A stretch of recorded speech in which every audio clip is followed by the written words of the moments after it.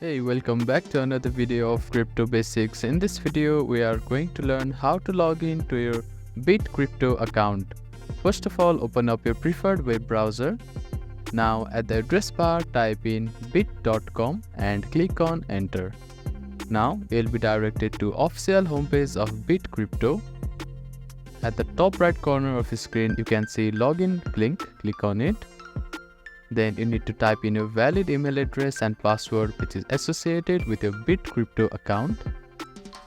You can also log in with your mobile phone number by clicking on this link and entering your mobile number here. After typing in your information, you can click on login button to log into your Bit Crypto account.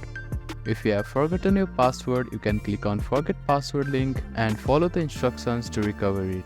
You can also click on this I button to ensure that you have typed the password correctly. So that is how you can log into your Bit Crypto account. Thank you for watching this video. Please do not forget to give it a thumbs up and subscribe to our channel and comment down if you have any queries.